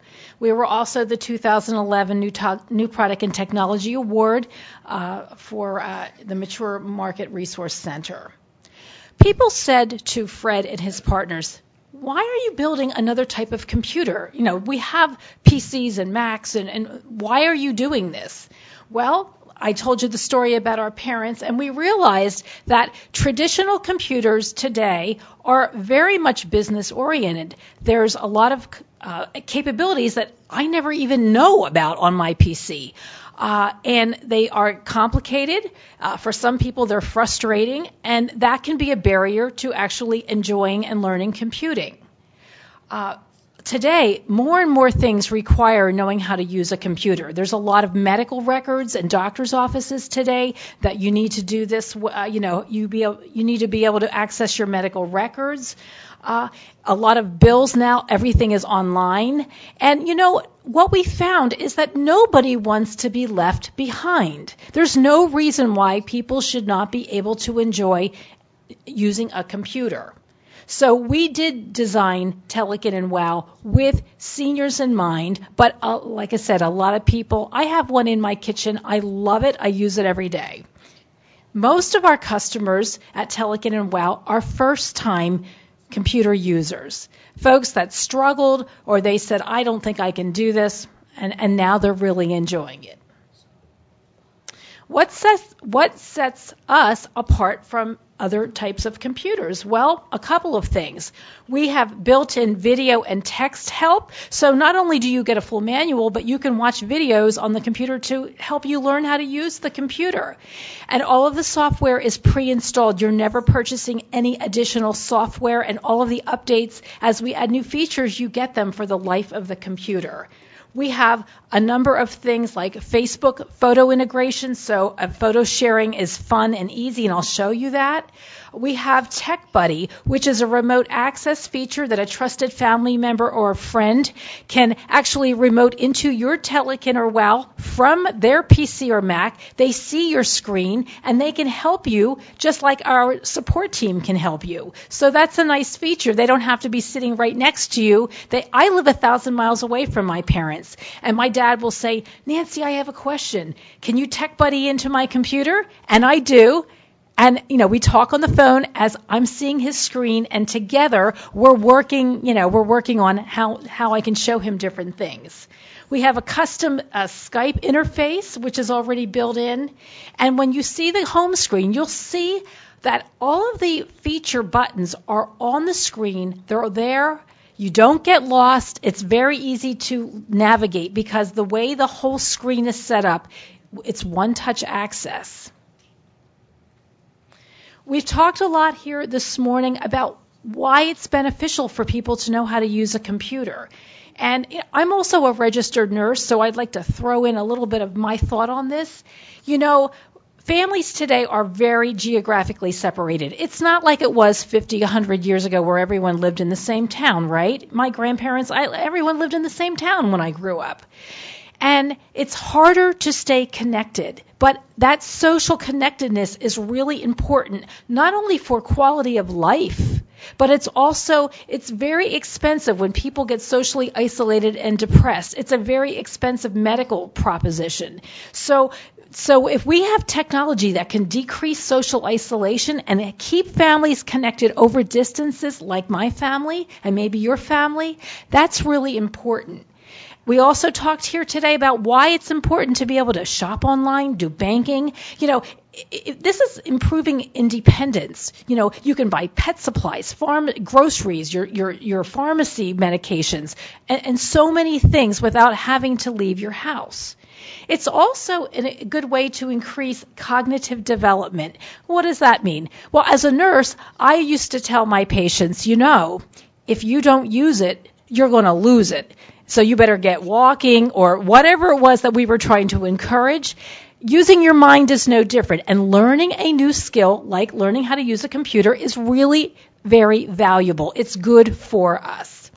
The other thing that I love about a computer is that there's a lot of benefits to having a remote, I call them remote visits. The video chat, you know, I don't know if any of you have ever seen it, but I always liken it to, do you remember the Jetsons, the TV program in the 60s, George Jetson and his wife, and they would have it looked like a telephone and they were talking face to face. Well, that's what Skype really is, you know, so it's like having the Jetsons. My parents live in Florida and I live in Pennsylvania.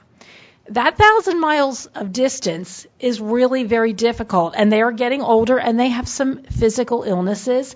And, you know, we talk on the phone. It's not the same because they say, oh, I'm fine. They don't want to worry me because they love me. But you know what? If I can see them face to face, it makes me reassured that, you know what, they really are fine. Or if something has happened and they're not fine, I can see that in their face. I want to see them face to face. And having a computer and being able to Skype gives you that. Some of our user-friendly features, we have very large, easy-to-see graphics. Like I said, the whole home screen is set up. It's one-touch access. If you want to go to email, you touch the email button. You want to do video chat, you touch the video chat. Everything is very laid out, very straightforward. We have magnification capabilities for people that have reduced vision. Also, both of our models are touch screen models. That's also a very important consideration because there are some people for physical reasons that would struggle with using a traditional keyboard and mouse, but they are able to easily navigate through the computer by touching the screen. My mother has Parkinson's disease. If you're familiar with that, she has hand tremors. She cannot use a traditional mouse. It just doesn't work well for her. But by touching the screen, she is able to easily use the computer. So having a touchscreen capability, I call it removing barriers to computing. We also have built-in video help. This is an example of what one of the videos would look like. So you can watch it as well as read about it to learn how to use the computer. We talked a little bit about the Tech Buddy. Our support team uses a version of Tech Buddy to help people learn their computer, set it up, and whatnot. And I use it, like I said, as a daughter to help my dad. Who are our customers? Well, they range in different ages. A lot of them are seniors that didn't use computers, but we have, people with low vision, people with some physical issues like maybe, Parkinson's, folks that just have arthritis and maybe they want to use the touch screen because it's easier. But they run the gamut. These are just some of that I would be aware of. But we have most of our customers who have never used computers are now loving it. They range in ages from the 70s, 60s, 70s to early 100s, and they are loving this, and they never thought they could do this before.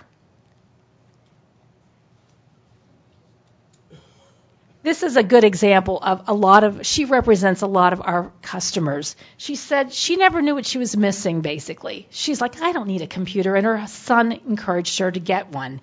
And then after she started learning this, she said, boy, was I wrong. She had no idea what she was missing, and now she can't live without her computer. And we hear that a lot at Telecad and WOW. This is an example of the home screen, and you can see the way it's set up. You have all of the buttons, the most popular features on the left side, and then I look at it as how I keep myself organized, because you have notices, like calendar events, appointments, birthday reminders, things like that. You can customize the news stories that you want at a glance, weather anywhere in the world, and I always tell people, don't worry, because you can always find your way home. You don't have overlapping windows and complexity, so it's much easier to navigate. And I would invite you all to come over to the table and take a look at the computers after we're all finished here today, and then you'll understand what I'm talking about. This is the custom Skype interface. 3 touches, you're having a face-to-face call with another Skype user anywhere in the world, and like they said earlier, it's free. So the Jetsons is not just a cartoon anymore. Skype is a great thing.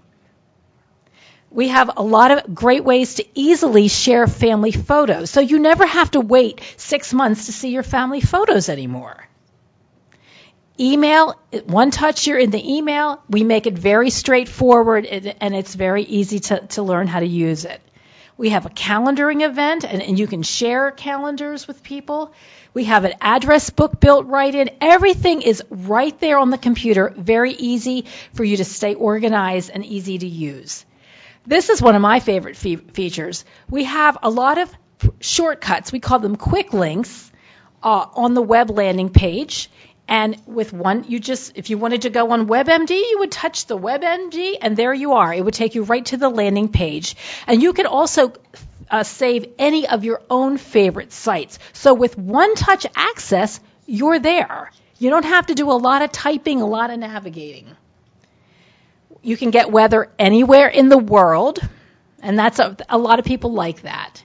You can customize different types of news stories. So if you like CNN and you like political stories, when you're sitting in front of your home screen, you can have those favorite stories right there at your fingertips.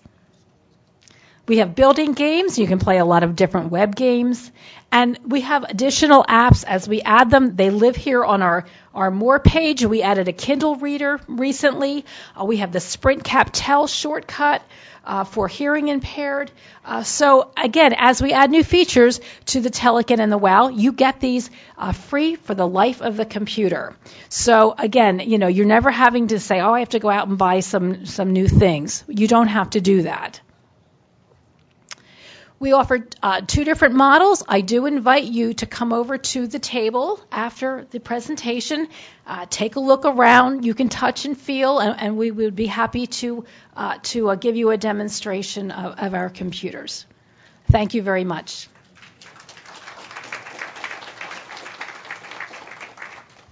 We have one last speaker, and then it's all about you. Well, this whole thing's all about you. Anyway, Jeff Hill from MyGate. Jeff?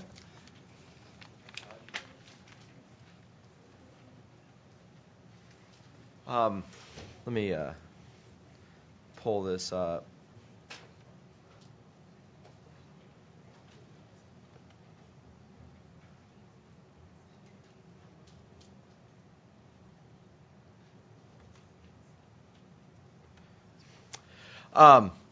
I will be quick because actually what's funny is while Nancy sitting next to me and just gave her speech, while her company is a competitor of my company, our stories are pretty much the same. My name is Jeff Hill. For 13 years, I have been out providing.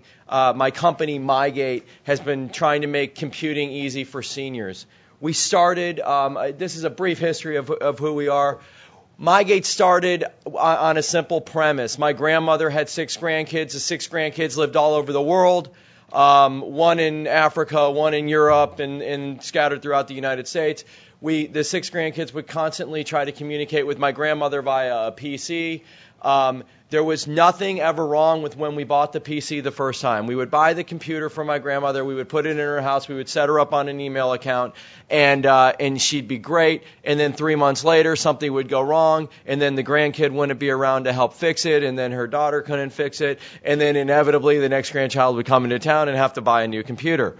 I thought at that time there's got to be a better way, and I think that this is what today's about. Today's about better ways to get online, better ways to get resources, better ways to utilize technology to help us in our lives and to help us as we age. So I thought at that time there should be a better way, and that's where I came up with MyGate.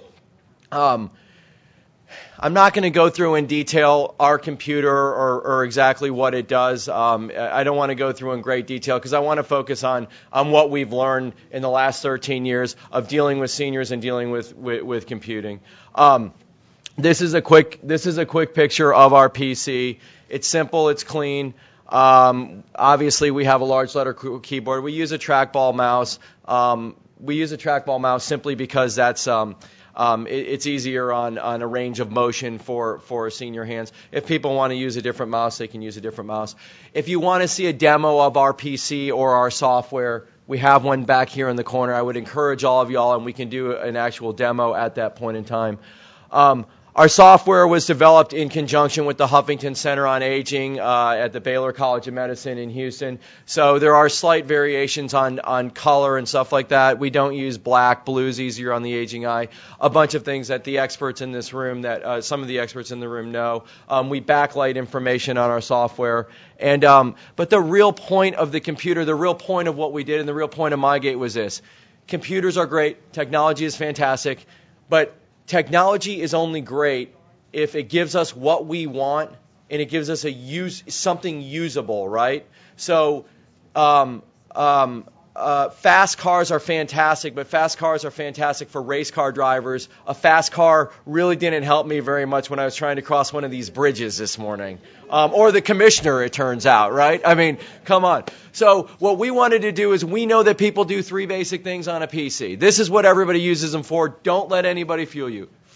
They use them to communicate, number one. The first and foremost best way of communication in the most popular way, and I think I heard it in another speech, is through email with Facebook quickly coming up. The second thing people want to use computers for, which I think is essential and which we've heard over and over, is you use it to get information. You use it to get online, get information, whether it's health information, whether it's living information, whether it's information about family members that have, gone astray and you're trying to find back. So that's what the World Wide Web really is. It's a gigantic library and information source. That's what we're trying to do, is help enable people to get on them. And I'm going to get to how we do that. And then the third thing that people use computers for, Nancy showed it eloquently, a solitaire game. People use them for fun. They use them for entertainment. They play games on them. We can watch movies on them now. We can basically see anything that we see on our TV through a computer. So those are the 3 things that we focused on at MyGate, on both our software and our operating system. So here's the key. Okay, this is my favorite slide that I've ever put together. Bear with me, and it's this. We started at MyGate in the senior living business. In 2000 and 2001, there weren't a whole lot of people clamoring. There weren't a whole lot of people saying, I'm a senior, I need a computer that I can use in my home. So we started in the senior living business, assisted living, nursing homes, senior congregate care, continuum of care retirement communities. And we would take PCs and we would put them in a common area, and we would take a bunch of people and we would train activity directors, we would train seniors in these senior communities how to use PCs. We still do that. That's still a piece of our business.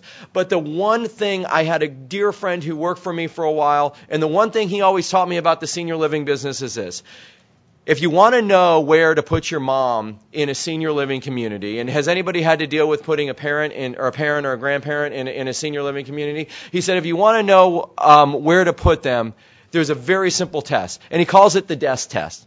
When you walk into a community, don't worry about how nice it looks. Don't worry about what goes on around it. Don't worry about any of those things, and obviously cleanliness has something to do with it. But don't worry about those things. Worry about the biggest, number one thing, if you want to know if mom or dad or if you're going to be taken care of as you age or as our parents age, worry about the person sitting behind that desk and how they greet you when they walk in the door. That's the same concept that we took to the computer. Anybody can buy a computer. Not everybody can afford a computer, but there are computers that are sold by companies all over the world to a lot of people. It's not about the computer. It's about what you put on the computer, and it's about how that computer is supported. And that's why, that's a test. That's why at MyGate, what we've really become is we're a company that delivers a PC to people. We sell them through AARP. We sell them through AARP. We sell them through the telephone. We sell them through the internet. We deliver a PC, but what we're really delivering is a service and a lifestyle to people. So what do? MyGate is a little bit different than other companies in that if you want to buy our computer, you have to pay for our customer service. Why do you pay for our customer service? You pay for our customer service because with our customer service, you buy a PC. We don't say it's the first PC that you're going to own. Most of our customers have already owned a PC, and they've had a hassle here, or they've had the Jeff Hill grandmother experience where, gosh, it didn't work after 3 or 4 months, or blah, blah, blah. So what we do is, since we don't say it's going to be the first PC you're going to own, we want it to be the last PC. So you buy a computer from us, you pay us $19.95 a month. It is pricey. We also have to run our business, so it's kind of difficult to put those two together. But you pay us at $19.95 a month. For $19.95, you get customer support that we call beyond customer support. If you have a problem, you pick up the phone and you talk to somebody in the United States of America, actually Houston, Texas. So we will have a little bit of an accent. We may say y'all every once in a while. But you're going to talk to somebody, customer service, right here. That person, you're on your computer, you're trying to send an email, you're trying to find something, and that person will walk you through how to do it. They'll train you over the phone if you need training. If your broadband goes out, they'll help you with your broadband. They'll help you with your connectivity. We've spent hours and hours and hours on the phone with AT&T because somebody's cable mode or somebody's ATT UVerse modem went out. So what we're really about is the PC, supporting the PC, being as innovative as possible, and delivering the best customer end user experience to seniors. We've been doing it for 13 years. We hope to always exceed the expectation of our customer service, of our customers, and hopefully we can continue to do that. I'm trying to be fast. I've already given you my senior technology, and my senior living kind of analogy. Always remember that desk, ladies and gentlemen. When you're going out to buy something, always remember that desk. In the end, success in technology, success in anything in life really always comes down to people, right? It comes down to the deliverable of people and the deliverable of service. That's what we aim to do. I leave you with these next 2 slides. Using technologies, here's what we know. Using technology can enhance the quality of life for seniors. We know that, right? If we can get more information, if we can be smarter, if we can be more efficient, it can enhance the quality of life. Technology is an effective caretaking tool, but it is not the only tool.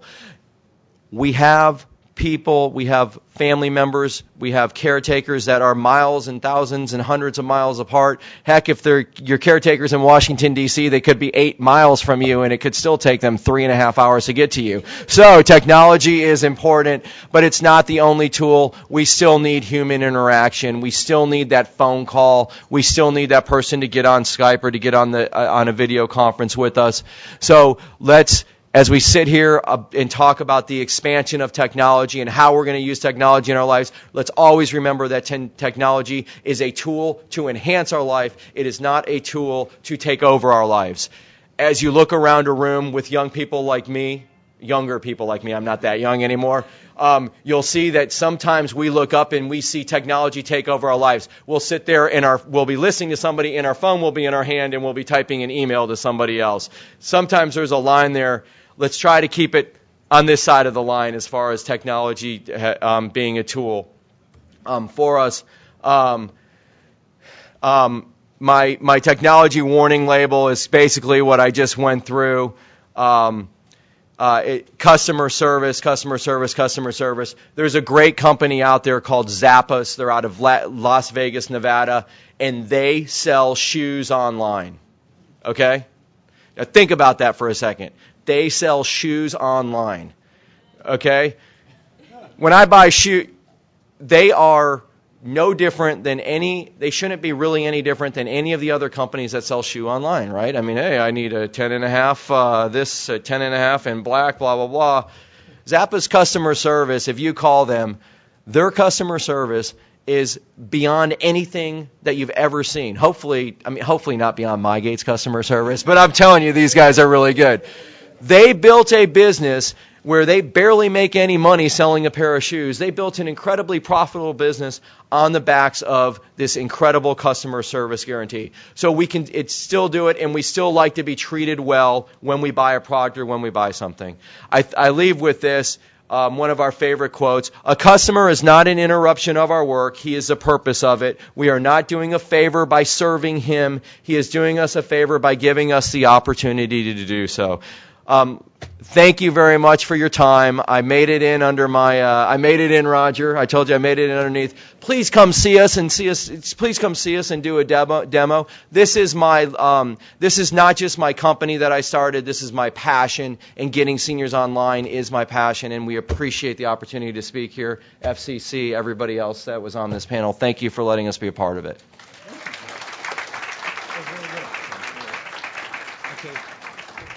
Now we have a few minutes. Anyone have questions? We have a question over here. The microphone.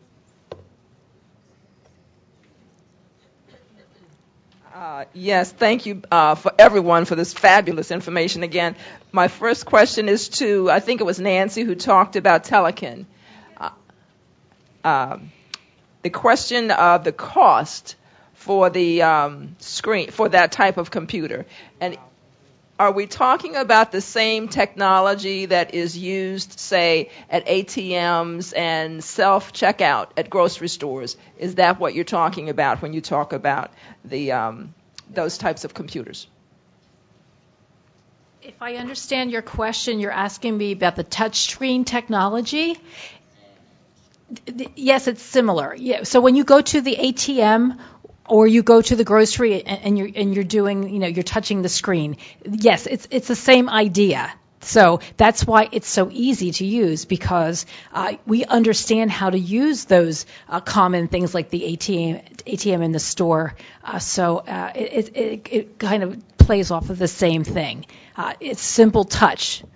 And you can navigate. Well, we have two different models, okay, and they're priced a little bit differently because they have different hardware, and I would be happy to talk to you about that. We also offer specials all the time at Telekin, but our 20-inch model is the most popular model, and that typically runs around $999. Software, hardware, nothing. You never buy virus protection because we have everything taken care of that already for you. It's not a Microsoft Windows computer. It's a Linux-based system, and you're never buying any additional software. And there are no mandatory monthly fees.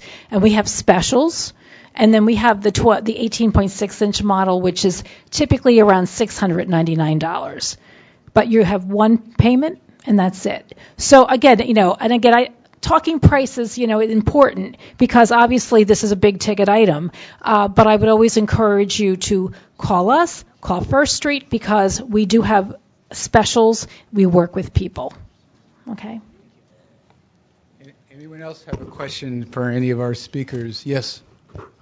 Yeah, I have a question. My pocketbook was stolen, and I was warned by the police never to use my computer to put information, and I was a victim of identity theft.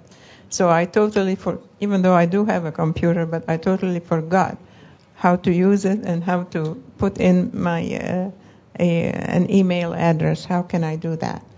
Well, we're going to have where you're sitting is actually a great place to sit, because we have Geek Squad people here, and where's anyway, they'll be happy to show you. But any tips on when you do put all that information, you store it on your computer, Debbie or Tom or anybody?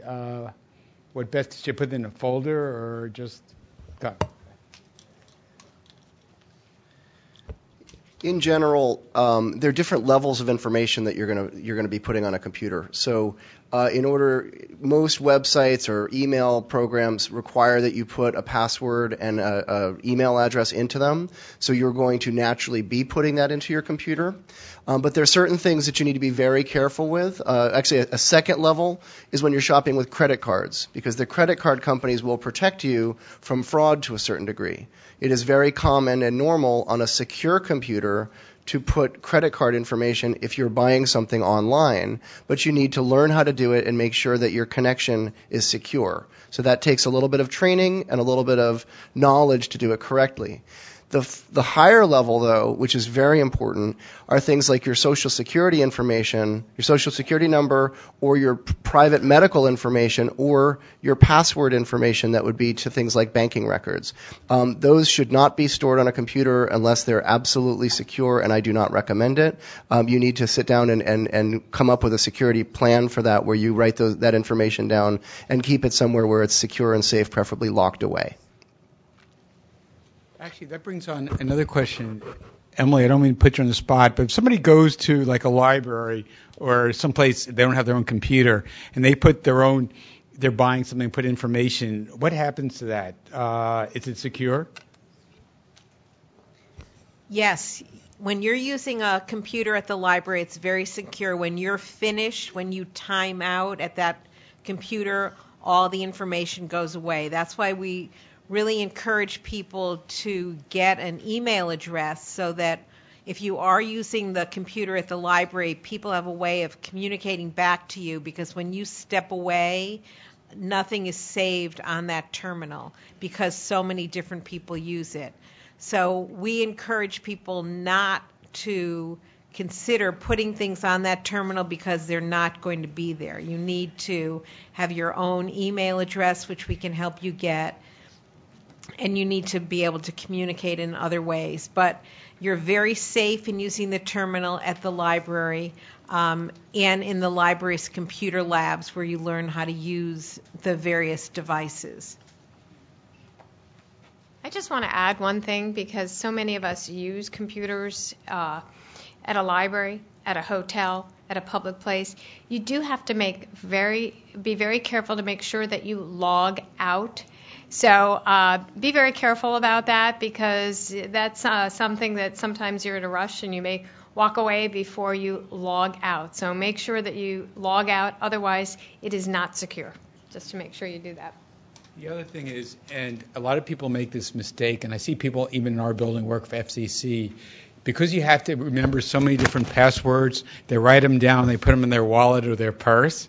Somebody steals your wallet and your purse, they basically have every one of your passwords, which is just as good as stealing your credit card. So think of a more secure place to keep them. But just think of, you got to think of like maybe the Best Buy people can answer, or some of these others. There are different ways. I'm not going to tell you mine, because then you'll get into my computer. But you can come up with different things and add numbers to it that nobody else can figure out. But the most common is, do you remember in the old days when you had to have a combination for a piece of luggage? It was like 4 digits. Everybody put their birth date on it, basically. And that was the easiest way to break in. So don't do the obvious things like your name, your birth date, your kids' names, your street address, or anything like that. You can spell things backwards. There's all these kind of tricks. But anyway, unless we have any further questions, this is the time for you to go learn, ask questions. There is no question that's stupid. It might be stupid answers, but there are no stupid questions, seriously. You have a question, sir? Oh. I do have a question. How effective is it, the unsubscribe? Like oftentimes you'll get a link, and then you do not want that link, you do not want emails from that one source, so you want to unsubscribe. How successful is that?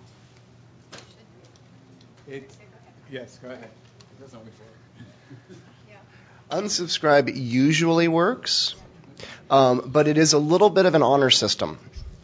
What happens, what he's asking about is when you subscribe to a website or a program, maybe a newsletter, and they start sending you information, advertisements, and you don't want them, at the very bottom, there's usually a little button that says, if you don't want to get these advertisements, unsubscribe, and then you won't receive them in your email anymore. That's a good standard practice for businesses and for communicators to use on the internet. But again, if you unsubscribe, it's up to them to be professional enough to remove you. The reason that's the only, I in general have had good experiences with unsubscribe, but I only give out my personal email to places that I trust. I have a second email that I use for things that I'm not so sure about, which I change periodically because email is free. You can sign up for 2 accounts. And so I use that public email when I'm not sure, and if an unsubscribe doesn't work, it doesn't matter because I'll just open a new email and replace it. Okay, any other questions? All right, really good. Oh, yes, ma'am. Yes, hi. I'm Dee Nice Rhodes, and I'm a digital advocate. One of the questions that I had is regarding the use of internet and the cost. And I wanted to know if there's someone here could address, we've talked a lot about all the incredible services that we can use on the internet, but of course if the cost is prohibitive, then that pretty much stops that process.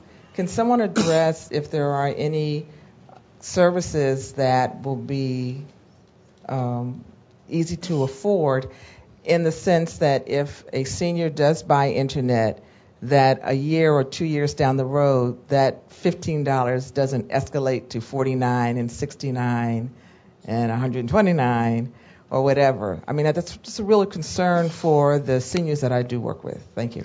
Well, I would always encourage you to suggest people use their local public library where it's free and it will continue to be free. Also, every library has its own website, and you can get services, you can get access to a lot of things that would cost money someplace else through the library's website. So if you are a resident of D.C., you get a Washington, D.C. library card, and then that gives you a PIN number, which lets you access the Washington, D.C. Public Library website. And through that website, you can get subscriptions to newspapers, magazines, access to databases that give you information, and it's all free.